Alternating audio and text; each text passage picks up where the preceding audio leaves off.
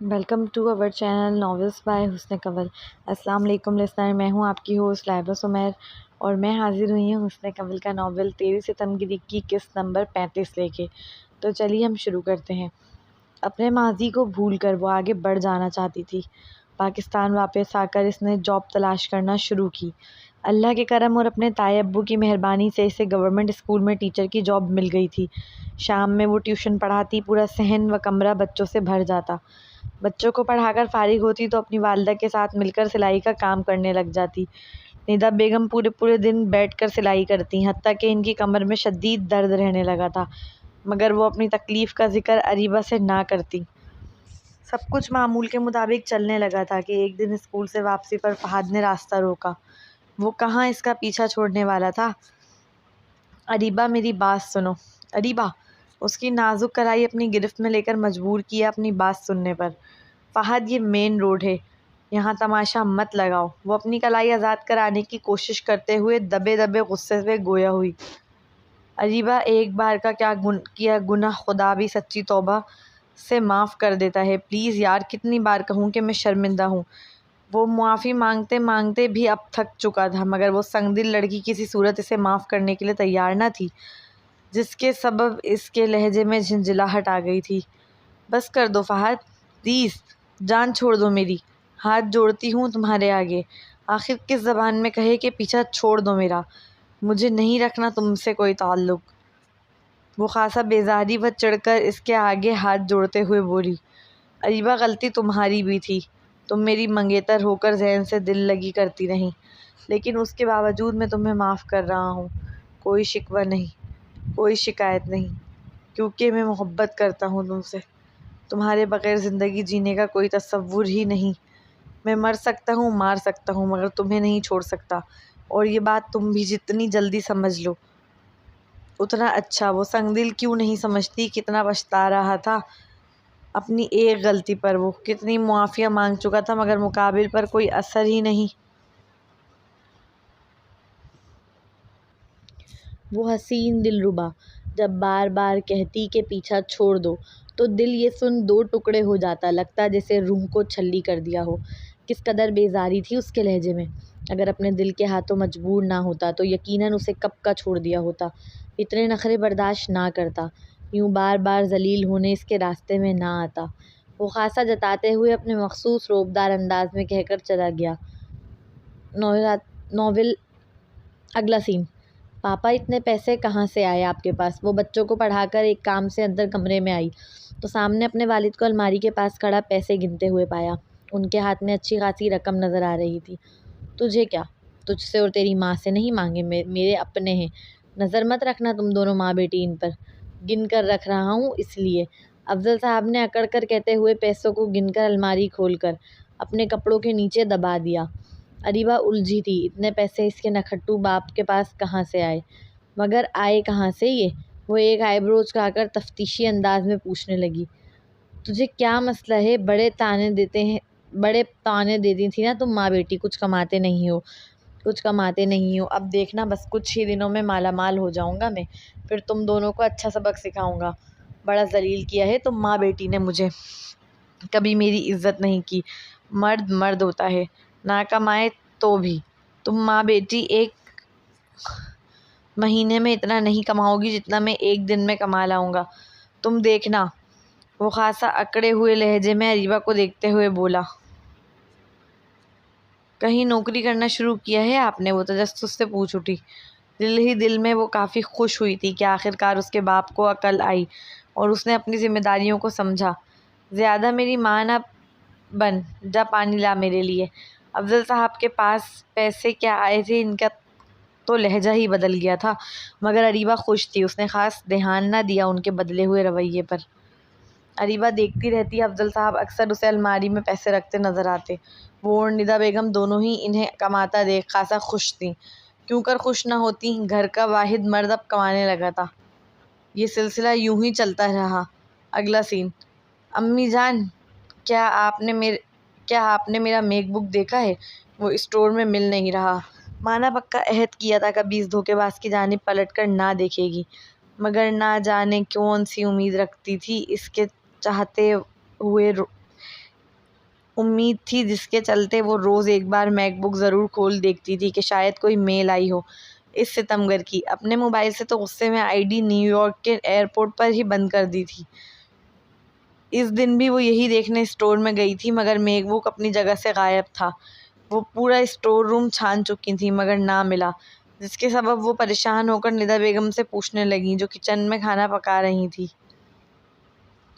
مجھے نہیں پتا بیٹا، وہیں ہوگا، اچھی طرح دیکھو، تمہیں تو ویسے بھی سامنے رکھی چیزیں بھی نظر نہیں آتی۔ وہ ٹماٹر کڑھائی میں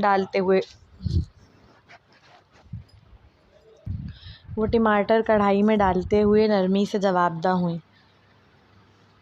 ان کی پیشانی پر پسینہ چمک رہا تھا۔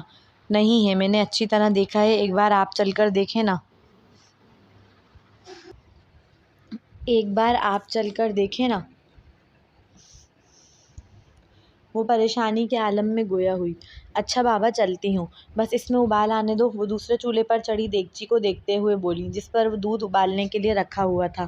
افضل صاحب نے جب سے گھر میں پیسے لانے شروع کیے تھے، گھر کے حالات دن بہ دن بہتر سے بہتر ہوتے جا رہے تھے۔ ندا بیگم و اریبہ نے مل کر پورا گھر چھان لیا مگر میک بک کہیں نہ ملا۔ اپنے ٹیوشن کے بچوں پر نظر رکھو، مجھے لگتا ہے وہی گھر کی چیزیں چرا کر لے جاتے ہیں، ندا بیگم صوفے پر تھک کر بیٹھتے ہوئے کہنے لگیں، جبکہ اریبہ کا چہرہ فکر و پریشانی سے سفید پڑ گیا تھا۔ گھر کی چیزیں چوری ہو رہی تھیں اس بات کا اسے بھی اندازہ تھا مگر میک بک اسٹور روم میں اونچی جگہ پر رکھا ہوا تھا۔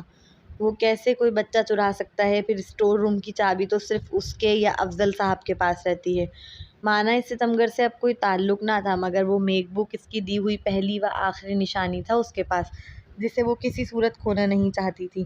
افضل صاحب کے گھر آتے ہی اس نے عجلت کے ساتھ ان سے بھی میک بک کے متعلق پوچھا مگر وہ لا علمی میں کندھے اچکاتے اپنے کمرے کی جانب بڑھ گئے۔ وہ پوری رات بیٹھ کر اس میک بک کے لیے روتی رہی جو گھر میں اس سے اچانک غائب ہو گیا تھا۔ یہ کوئی پہلی رات نہیں تھی جو اس نے رو کر گزاری ہو، اس کا تکیہ تو روز ہی بھیگا ہوا پاتی تھی ندا بیگم۔ وقت گزرنے کے ساتھ ساتھ جذبات میں تبدیلی آ گئی تھی۔ اب شدید غصے کی جگہ پچھتاوے نے لے لی تھی۔ وہ رویا کرتی تھی سب سے چھپ چھپ کر۔ دن تو کاموں میں مصروف ہو کر گزار ہی لیا کرتی تھی، وہ تو راتیں تھیں جن میں وہ ستمگر نہ چاہتے ہوئے بھی یاد آ ہی جاتا تھا۔ صدیوں سے لمبی ہیں راتیں، راتوں سے لمبے ہوئے دن، آجا لوٹ کر تو، یہ دل کہہ رہا ہے۔ ایک آس تھی جو روز بروز ٹوٹ رہی تھی۔ دل ناداں امید لگائے بیٹھا تھا کہ اسے اپنے کھیل میں ہی صحیح شاید محبت ہو گئی ہو، شاید وہ پچھتاتا ہو مگر ایسا ہرگز نہ تھا۔ وہ تو دل کی جگہ پر پتھر لیے گھومتا تھا۔ اس کے نزدیک جسے اتنے سال ایک لڑکی سے بات کرنے کے لیے بعد بھی محبت نہیں ہوئی، جبکہ وہ اس کی محبت میں اتنی دیوانی ہوئی کہ اس کے ملک تک جا پہنچی۔ کیا نکاح کی بھیک نہ مانگی اس ستمگر سے؟ مانگی، اپنی انا کو اس کے قدموں میں رکھ دیا مگر وہ راضی نہ ہوا۔ اور کیوں کر ہوتا؟ اپنے کزن کو ہرانا و تڑپانا مقصود تھا انہیں، ہماری تو کوئی آرزو ہی نہ تھی، وہ تو ہم ہی پاگل تھے جو دیوانہ وار ان پر جان مارتے رہے۔ وہ شدید رنجیدہ لہجے میں اوپر چھت کو تکتے ہوئے گویا ہوئی اور آنسو کرب کی شدت سے آنکھوں سے بہہ کر بالوں اور تکیے میں جذب ہونے لگے۔ اگلا سین۔ اریبہ بالیاں کہاں گئیں؟ وہ اپنے کپڑے طے کر کے الماری میں رکھ رہی تھی جب ندا بیگم پریشانی کے عالم میں اس کے کمرے میں آ کر پوچھنے لگی، کون سی بالیاں؟ وہ ناسمجھی سے، ارے سونے کی بالیاں جو پچھلے مہینے میں نے تمہاری شادی میں دینے کے لیے بنوائی تھیں۔ وہ تیزی سے سر پکڑے جواب دینے لگی، گھر میں لوگوں کے کپڑے سلائی کر کے کچھ پیسے جوڑ کر اپنی بیٹی کے لیے انہوں نے سونے کی بالیاں بنوائی تھیں مگر اب اچانک وہ الماری سے غائب ہو گئی تھیں۔ اچھا آپ روئیں نہیں، چلیں میں دیکھتی ہوں، ہو سکتا ہے وہیں ہوں، آپ کو ہڑبڑاہٹ میں نظر نہ آئی ہوں۔ ندا بیگم نے رونا شروع کر دیا تھا۔ یہ پہلا زیور تھا جو انہوں نے دن رات کپڑے سلائی کر کے اپنی بیٹی کے لیے بنوایا تھا۔ ایک ماں خوب جانتی ہے زیور کی کتنی اہمیت ہوتی ہے بیٹی کے لیے، خاص طور پر تب جب بیٹی طلاق یافتہ ہو۔ اریبہ انہیں روتا دیکھ فوراً ان کے آنسو صاف کرنے لگی، تسلی بخش الفاظ کہتے ہوئے اپنا دوپٹہ جو بیڈ پر ڈالا تھا اٹھا کر شانوں پر ڈالتی ان کے ساتھ بالیاں ڈھونڈنے کے لیے بڑھی مگر وہ تو غائب ہو چکی تھیں جسے گھر کا دیگر سامان ہونے لگا تھا۔ اگلا سین۔ اوئے افضل، باہر نکل، دروازہ جارحانہ انداز میں بجا جس پر ندا بیگم و اریبہ پریشان ہو کر دروازے کی جانب لپکے۔ دروازہ کھلتے ہی دو آدمی گھر میں گھسے چلے آئے جن میں سے ایک پینٹ شرٹ میں تھا اور دوسرا قمیص شلوار میں۔ اندر آتے ہی بلند آواز میں افضل صاحب کو بلانے لگے۔ افضل باہر نکل، ورنہ ان میں سے ایک نے دھمکی آمیز لہجے میں کہتے ہوئے صحن میں رکھے صوفے پر لات ماری۔ آپ لوگ کون ہیں اور اس طرح ہمارے گھر میں کیوں گھسے چلے آئے ہیں؟ ندا بیگم تو انہیں دیکھ کر ہی ڈر گئی تھی۔ وہ اریبہ تھی جس نے ہمت کر ان دو آدمیوں کے سامنے ڈٹ کر آنکھوں میں آنکھیں ڈال استفسار کیا۔ وہ دونوں ہی اچھی ورزشی جسامت کے مالک نظر آ رہے تھے، گریبان کھلے ہوئے اور منہ سے سگریٹ کی بدبو آ رہی تھی۔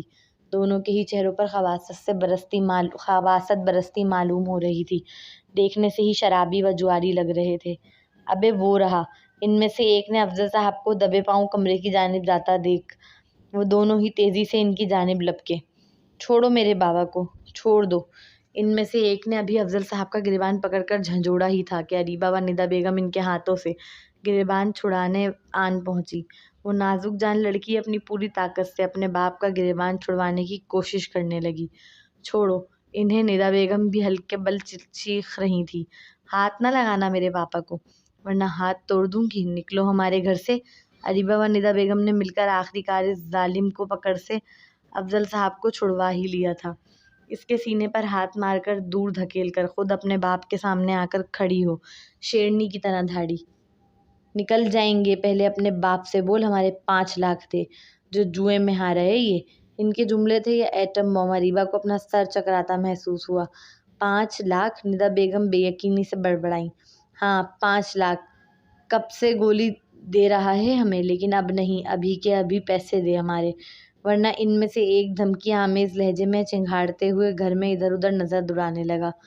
اگلا سین کہ کوئی قیمتی چیز نظر آ جائے، مگر ہوتی تو آتی نا۔ ابے اس کنگال کے پاس تو کوئی ڈھنگ کی چیز ہی نہیں جو 5 لاکھ کی وصولی کر سکے۔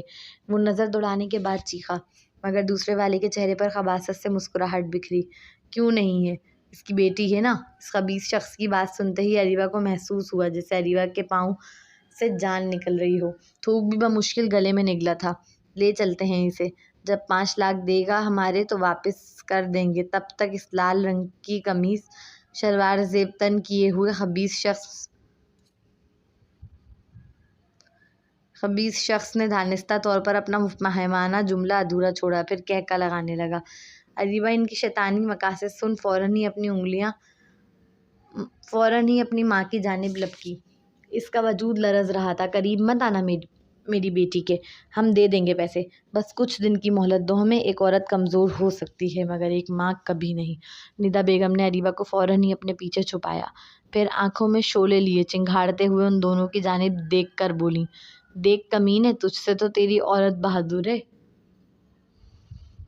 ان میں سے ایک افضل صاحب کو دیکھ دانت پیستے ہوئے حقارت سے بولا، جو باپ ہو کر بھی خاموش کھڑا تھا جبکہ اس کی بیٹی کو لے جانے کی بات چل رہی تھی۔ تھو ہے ایسے باپ پر۔ وہ لال کپڑوں والا افضل صاحب پر تھوکتے ہوئے گویا ہوا۔ 3 دن کی مہلت دے رہے ہیں تمہیں، اگر 3 دن کے اندر اندر ہمارے پیسے واپس نہ کیے تو ہمیں اپنے پیسے وصول کرنا اچھے سے آتے ہیں۔ 3 دن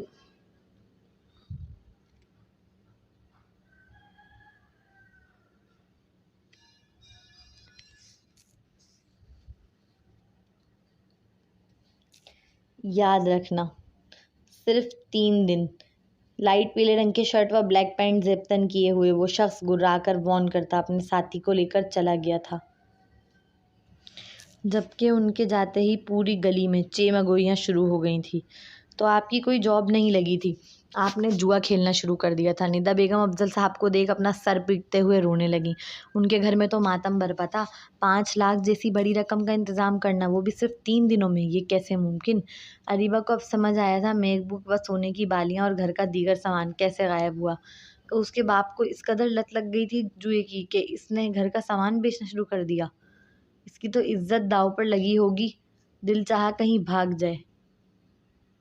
اتنی بڑی رقم کہاں سے آئے گی؟ وہ یہ سوچ سوچ کر پاگل ہوئے جا رہی تھی۔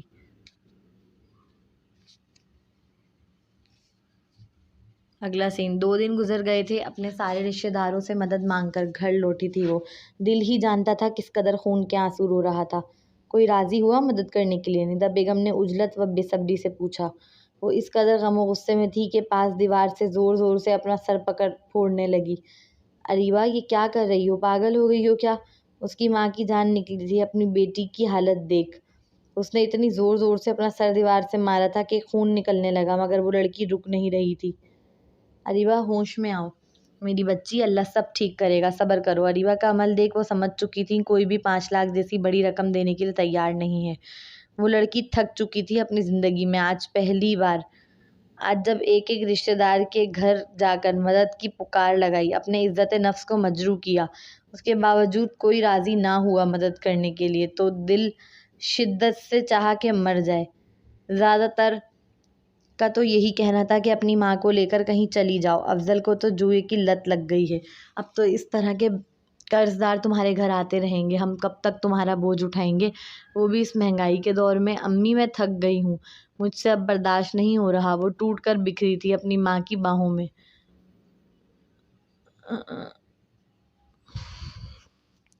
پھوٹ پھوٹ کر رو رہی تھی کہ اچانک دروازہ بجا۔ ندا بیگم نے افضل صاحب کو گمان کر تیزی سے دروازے کی جانب لپکی، کیونکہ افضل صاحب بھی پیسوں کا انتظام کرنے کا کہہ کر صبح سے گھر سے نکلے ہوئے تھے، مگر دروازے پر افضل صاحب کی جگہ فہد کو کھڑا پایا۔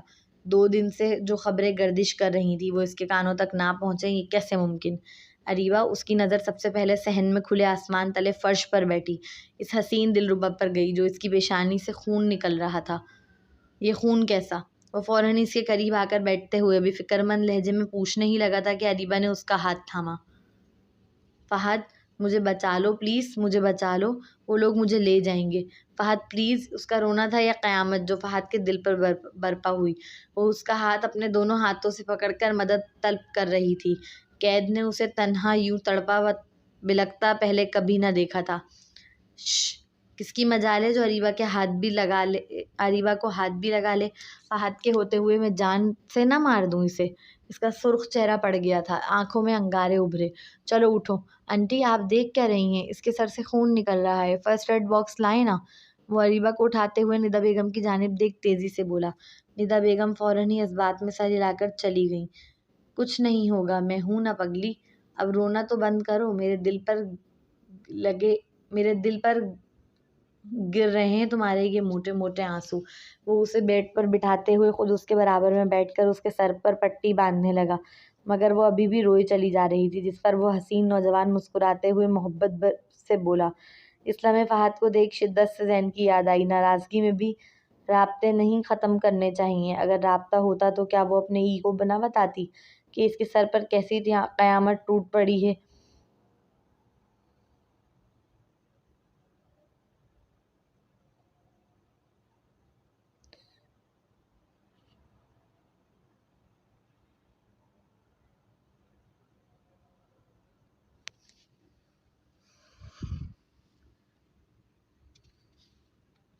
اور کیا وہ پردیسی سخت ناراضگی کے باوجود اس کی مدد کرنے دوڑا نہ چلا آتا؟ مگر سارا غم اسی بات کا تو ہے کہ رابطہ نہ تھا اب اس پردیسی سے۔ اگلا سین: میں آپ سے اتنی بڑی رقم کیسے لے سکتا ہوں؟ لوگ کیا کہیں گے؟ آپ تو ہمارے کوئی رشتہ دار بھی نہیں۔ فہد اپنے والد رئیس صاحب کو لے کر اریبہ کے گھر آ پہنچا تھا۔ وہ لڑکی الجھی ہوئی تھی، فہد ان کی مدد خود بھی تو کر سکتا تھا، اس جیسے امیر زادے کے لیے 5 لاکھ کوئی بڑی رقم نہ تھی، پھر اپنے والد کو ان کے گھر کیوں لایا؟ رئیس صاحب نے جب پیسوں سے بھرا لفافہ افضل صاحب کے آگے کیا تو وہ رسمی طور پر باتیں کرنے لگے۔ وہ الگ بات ہے پیسوں کا لفافہ تیزی سے ان کے ہاتھ سے لے لیا تھا۔ کیوں رشتہ دار نہیں؟ فہد نے تو بتایا تھا کہ آپ لوگ راضی ہیں اریبہ کو ہمارے گھر کی بہو بنانے کے لیے۔ ان دونوں بچوں نے اپنے درمیان کے سارے مسائل حل کر لیے ہیں۔ ان کے جملے سنتے ہی اریبہ نے ہکا بکا ہو کر فہد کو دیکھا، جو اسمارٹ مسکان چہرے پر سجائے ایک آنکھ دبا گیا۔ جی بالکل، ہم بالکل راضی ہیں، افضل صاحب فوراً بولے۔ وہ رئیس صاحب جیسے امیر شخص کو انکار کرنے کی جرأت کیسے کر سکتے تھے؟ یہ پیسے دنیا تو بہانہ تھا، میں ویسے بھی آنا چاہ رہا تھا، میں بہت بیمار رہتا ہوں آج کل، آپ کے تو علم میں ہوگا، سارا بزنس فہد نے ہی سنبھال رکھا ہے، چاہتا ہوں اپنی زندگی میں ہی اس کی شادی کر جاؤں، اس لیے خاص یہی بات کرنے آج آیا ہوں۔ میں چاہتا ہوں آپ جلد سے جلد ہماری امانت ہمیں سونپ دیں۔ یہ دونوں ہی بہت جذباتی فیصلے کرتے ہیں، اس لیے میں اس بار ان دونوں پر کچھ نہیں چھوڑنا چاہتا، میں چاہتا ہوں سارے فیصلے ہم بڑے کریں۔ رئیس صاحب کی باتیں اس لڑکی کا دل بند کرنے لگی تھی۔ आंखों में आंसू तैरने लगे। न जाने क्यों इस सितमगर का सरापा आंखों के आगे लहराने लगा। पापा, अरीबा ने एहतजाजी अंदाज में अफजल साहब को देख मुखातिब किया। यकीनन वो ये रिश्ता रोकना चाहती थी। वो जब से न्यूयॉर्क से आई थी साफ ऐलान कर दिया था कि अब शादी नहीं करेगी, चाहे कुछ भी हो जाए, ज़िंदगी भर कंवारी ही रहेगी। बेटा, बड़े बात कर रहे हैं ना, आप अंदर जाओ। अफजल साहब ने इसे आंखें दिखाते हुए अंदर जाने का हुक्म सादिर किया। अम्मी जान, रोकें, इस रिश्ते को मैं शादी नहीं करना चाहती। निदा बेगम इसका हाथ पकड़कर अंदर कमरे की जानिब ले आई थी। वो तेज़ी से रोते हुए अपनी वालदा से बोली, बेटा, हालात की नज़ाकत को समझो। क्या तुम नहीं देख रही, जब किसी ने हमारी मदद ना की तब फहाद व इसके वालिद खुद सामने से मदद करने आए। फिर वो इज्जत से तुम्हें अपने घर की बहू बनाना चाह रहे हैं। तो ये तो तुम्हारी खुशकिस्मती है। वैसे भी तुम्हारे लिए जैसे रिश्ते आते हैं, कोई 2 बच्चे का बाप तो कोई 4 का, या अपाहिज, इनसे तो लाख गुना बेहतर है फहाद तलाक याफ्ता को कुंवारा लड़का मिले तो ये किसी नेमत से कम नहीं हमारे मुआशरे में। मेरी बच्ची, प्लीज़ समझो। वो इसे समझाने लगी। उनके नज़दीक फ़हद का रिश्ता रीवा के लिए बेहतरीन था, जिसे वो हाथ से अपनी बेटी की नादानी के सबब जाने नहीं देना चाहती थी। मगर अम्मी, मैं शादी नहीं करना चाहती। आप समझती क्यों नहीं है? वो अपना सर पकड़े बेबसी से रोते हुए बोली। तुम क्यों नहीं समझती? मैं कितनी अज़ियत में हूँ। तुम्हारे बाप को जुए की लत लग गई है। चलो, आज मैं तुम्हारी बात मानकर फ़हद को वापस लौटा दूँ तो तुम गारंटी दे सकती हो कल तुम्हारा बाप कोई नया चाँद नहीं चढ़ाएगा? मेरे घर में हमारी बेटी बैठी है। जुआरी व शराबी लोग हमारे घर कर्जे की वसूली के लिए आएंगे, तो कौन सा शरीफ आएगा हमारे घर रिश्ता लेकर? वो शहरियार कीड़े पड़े इसे। मेरी बेटी को तलाक का दाग लगाकर खुद दूसरी शादी करके बैठ गया। लोग तो यही समझेंगे कि तुम ही में कुछ खराबी है, तभी तुम्हारी शादी नहीं हो रही थी अब तक। शहरियार की शादी अरीबा को शदीद झटका लगा था ये सुन। हाँ, तुम जब न्यूयॉर्क में थी तब मिठाई का डब्बा आया था उनके घर से। सुना है 16 साल कम उम्र लड़की से शादी हुई है। बहुत खूबसूरत है वो। उसे वर्ल्ड टूर कराने के लिए लेकर चला गया है शहरियार। तुम्हारी ताई मेरे घर में हत्ता कि मेरे मुंह पर बैठकर कह रही थी कि लड़का नामर्द होता तो दूसरी शादी इतनी जल्दी कैसे हो जाती।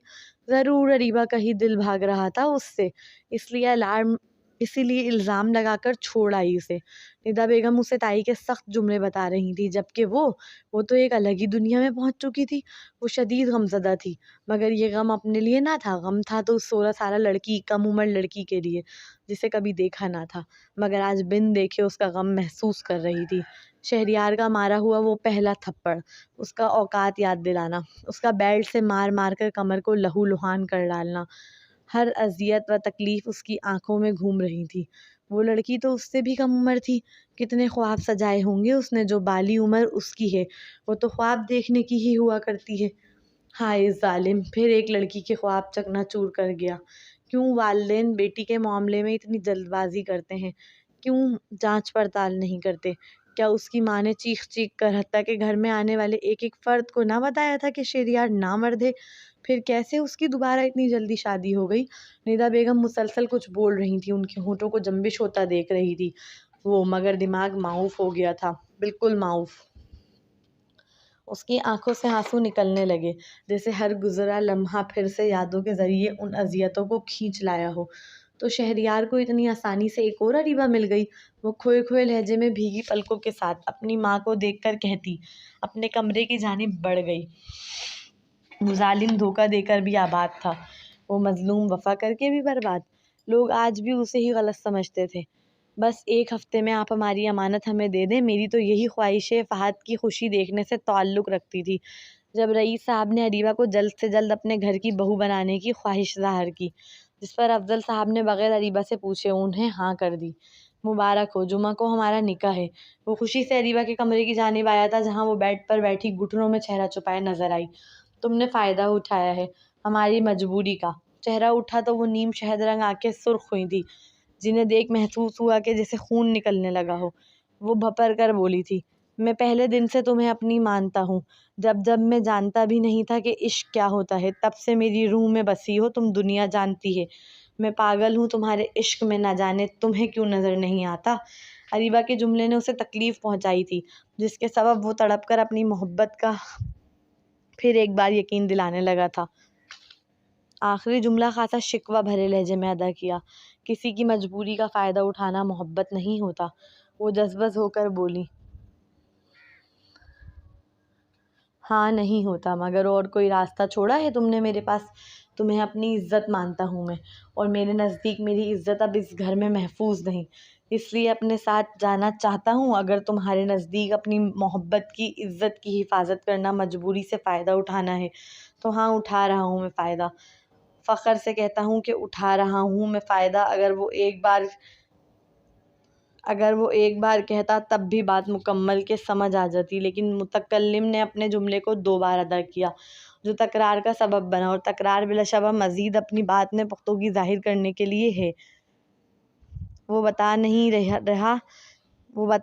رہا تھا، وہ جتا رہا تھا اس لڑکی کو کہ کوئی گلٹ نہیں اس سے، اگر وہ سمجھتی ہے کہ یہ فائدہ اٹھانا ہے تو ہاں، اٹھایا ہے اس نے۔ ایک سوال پوچھوں، یہ آنسو کس کے لیے بہا رہی ہو؟